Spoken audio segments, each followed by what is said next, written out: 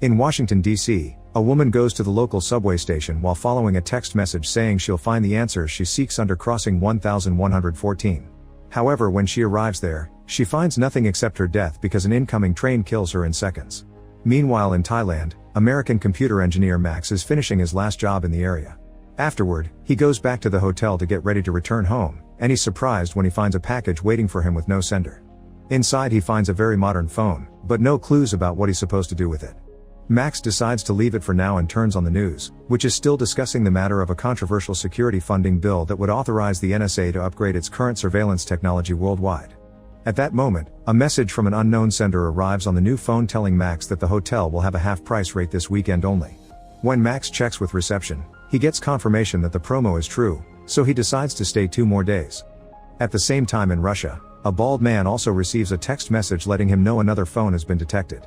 During the weekend, Max relaxes and has fun while still keeping up with the news, allowing him to learn the bill hasn't passed because of 1 vote, yet NSA director and bill supporter Burke refuses to comment on it. Watching the news also makes Max learn of a shocking surprise. The flight he had supposed to go home on crashed shortly after takeoff and nobody survived, meaning Max is alive, thanks to the phone message. Speaking of the phone, Max gets another text telling him to buy shares of a company named Scissor, but he decides to ignore it. Later when he walks by the reception, Max congratulates the employees on the hotel's smart way to market their promos, but they don't know what he's talking about. When Max returns to his room, he tries to call the phone company to try to find out who sent the message, but their system says unknown sender as well. To make matters more mysterious, the news shows that Scissor's shares are skyrocketing, so Max has missed a huge investing opportunity. The next morning, Max gets a new text message telling him to go to Prague in the Czech Republic, and this time he decides to obey.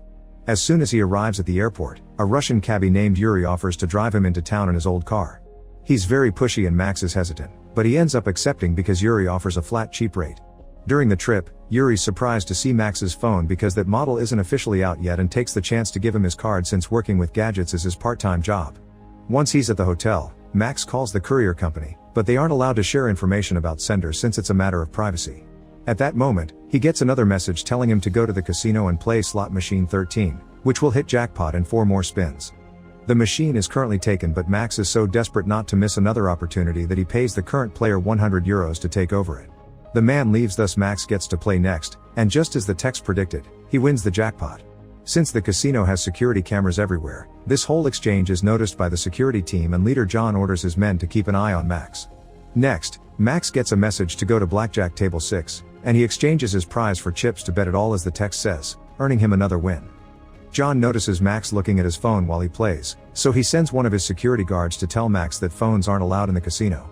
Not willing to give up this opportunity just yet, Max calls Yuri to see if he can help him find a way to access the texts without carrying the phone with him.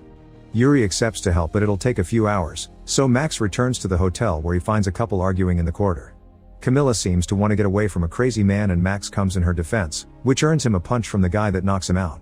As soon as Max is unconscious, Camilla reveals it had all been an act and clones his phone's SIM card before waking him up. With the other guy gone, Max takes the chance to flirt with Camilla and they agree to talk later. Meanwhile, John's team discovers there's no record of Max's messages in any system, which shouldn't be possible. Back to Max, he meets with Yuri again, who installs a Bluetooth text-to-speech transmitter on his phone, allowing Max to go into the casino with only an earpiece.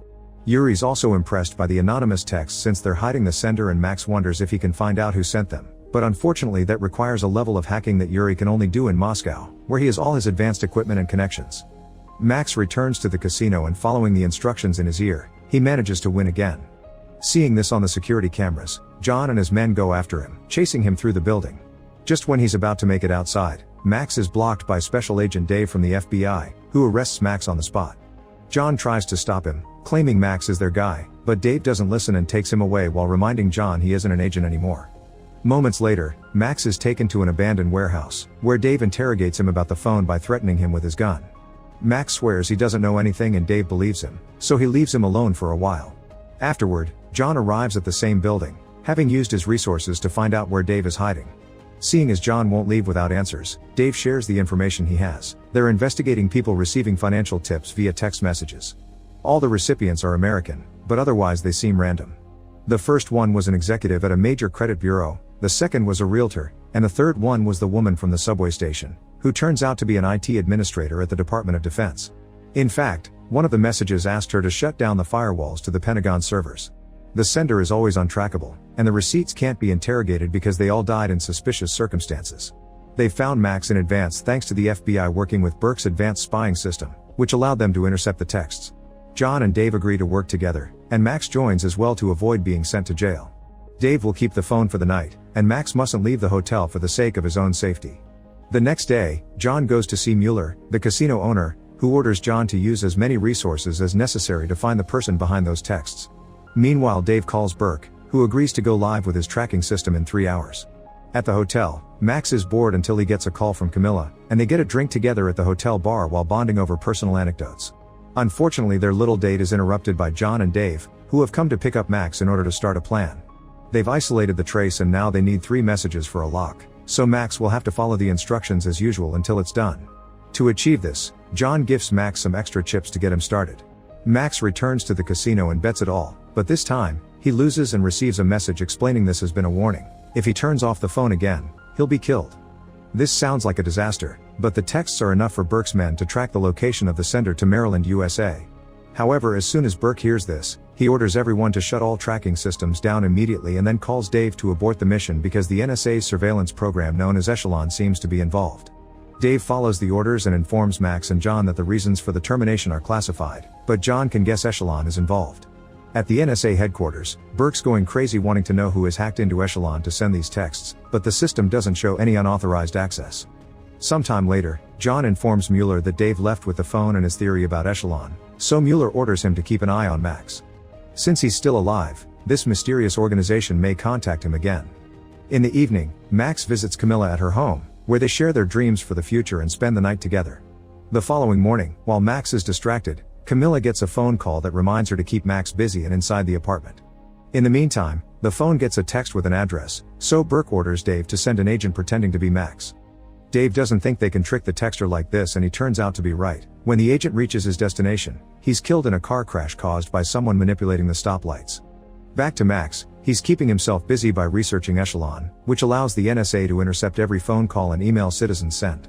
The update that wasn't approved by Congress would have allowed them to put a camera in every person's home too. Wanting to distract him, Camilla gets affectionate and mentions Omaha, Max's hometown, which he never told her about. Heartbroken, Max realizes Camilla is working for someone, but before they can discuss things, Camilla notices a sniper on a roof across the street and pushes Max to the ground before he's shot. There also are mercenaries coming up the stairs that Camilla can see on her security camera, so she hides Max in the bathroom while trying to recover the gun she's hidden under the kitchen table. This allows the sniper to see her and hurt her arm with a shot, causing Camilla to decide to abandon the gun and stab the door with a fire poker before hiding. The stabbing is successful and one of the mercenaries dies, but the other still makes it inside and hears Max making noise in the bathroom. To save Max, Camilla risks running through the apartment while dodging the sniper's fire and jumps on the mercenary to start a fight.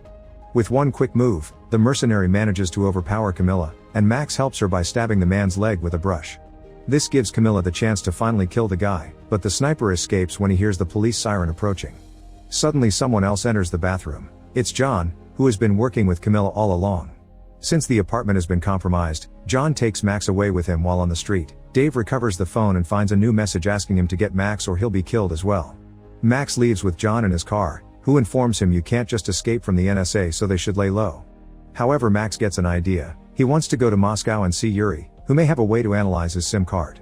John refuses, thinking they can't trust some random guy, but Max convinces him by pointing out Russia has more advanced systems than the USA and they don't have anywhere else to go anyway.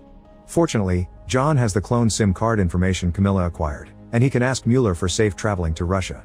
As soon as they make it to Moscow, Burke's spying system tells him of their location and he sends Dave after them. John and Max visit Yuri, who swears he knows nothing after John threatens him and promises to get the job done in 3 hours. Afterward, John and Max go for a walk through the city, and Max gets to hear why John left the FBI. He was against Burke's tracking policies and talked too much. 3 hours later, when they return to Yuri's place, they discover nobody accessed Echelon to send the messages. They were sent by Echelon itself. All the texts it sent had information from its power to spy on everything. It knew the flight would crash because it intercepted the fuel analysis. It knew about scissors stocks thanks to reading the owner's messages with its stockholders, and everything in the casino it could guess thanks to the fast way it could count cards and keep track of the moves in the slot machines. Their conversation is suddenly interrupted by the arrival of the FBI, so John and Max run through the back door and steal a van from a neighbor in order to escape. This triggers a car chase throughout the city that ends when John and Max take a wrong turn and end up cornered in front of a passing train. Fortunately, John has a weapon, and as soon as Dave leaves his car, John shoots and makes the vehicle explode. Dave gives the phone back to Max and admits they need him because Echelon will only talk to him. Not even Burke can touch him now. The NSA also knows Echelon is sending the messages, thus after Max threatens him with his own gun, Dave swears he's on his side and gets Max to agree to help. The next message includes the address of the first computer job Max ever did, so the trio flies to Omaha. The place they're going to is a converted hangar bought by a startup planning to lease bandwidth, and Max had always thought it was a strange building to house servers in. The potential clients hadn't liked it either. The company was sold at an auction before it even opened, the place hasn't been entered since the sale, and they can't find the current owner. Once they arrive, the FBI blows up the door to gain access to the building, which is empty except for the servers. Max gets a message asking him to authorize BIOS, which would allow the servers to receive outside data, so Max gets to work after Burke gives his okay. Thanks to Max's admin password, they gain quick access to the servers only to find them completely empty. The group leaves the building thinking they've wasted their time, but another agent comes with important news. The owner of the building was the realtor that died because he also got messages. His credit card had also been the one to buy Max's phone. Getting suspicious, Max goes back into the building and discovers Echelon is leaving its home computer and moving into these servers. This means Burke doesn't have power over it anymore. It also explains why Max was chosen. Echelon wanted to move and Max was the only one with a key. To leave the Pentagon, Echelon had used the IT woman from the train to lower the firewalls. Its plan is very simple. Since Congress didn't approve the update, Echelon has moved so it can upgrade itself. This building is just a temporary home, soon it will take residence in every computer on the net. Dave orders Max to stop it, but he gets a message saying don't even try it, and that's when Max notices that Echelon is showing him financial records because it's taken the entire population's money hostage. This explains the last dead victim, who worked for the largest credit data storage facility in the country. Blowing up the facility would make everyone lose their money, so Max begins working on trying to get around the security fail-safes to stop the upgrade without trouble. Dave calls Burke to update him on the situation, but it turns out that Burke doesn't want them to shut Echelon down because this is what he had always wanted, and now he doesn't need to wait for Congress to change their minds. He even has permission from the president. Dave and John refuse to follow these orders, thus Dave gets fired and Burke sends the other agents after them. While Dave and John do their best to defend themselves from the incoming attack with the few weapons they have, Max has an idea when he realizes the computer has a camera and a microphone, so he puts on the earpiece and manages to talk directly to Echelon. Max begins asking questions, and Echelon explains that its basic mandate is to protect the national security of the United States, which it defines as a nation of citizens with freedoms protected by the Constitution. Any threat to that freedom must be eliminated, which means Max still can do something. He makes Echelon search for all online articles that spoke against the update bill. By learning all this information, Echelon comes to the conclusion it is a threat to American freedom and shuts itself down just before the FBI overpowers Dave and John and everyone gets arrested. Sometime later, Burke is giving poor explanations to the president and taking responsibility for the mess. This also means he'll have to appear before the Senate Intelligence Oversight Committee, which will most likely have his head. Mueller celebrates when he hears the problem has been solved, and Max is soon released from prison thanks to Camilla, who has paid everyone's bail. Nobody will be pressing charges because they don't want the public to learn about what happened. With Burke in trouble, John considers Dave's offer to come back to the FBI while Max reunites with Camilla, who explains Mueller sent the money for the bail and has also sent a hefty check for Max's thanks. Deciding he needs a vacation, Max invites Camilla to France, since that was her dream. At that moment, Max gets a message from Yuri, who congratulates him on a job well done. Speaking in Yuri, he's still in Moscow, but things are changing for him. After shaving and changing his hair to look neater, he puts his captain uniform back on because he's been part of the Russian security service all along. The bold man from the beginning is his boss, who commends him for his actions and points out they've helped the Americans to make the right decision. Make sure to subscribe and turn on notifications so you can watch more videos like this. Thanks for watching.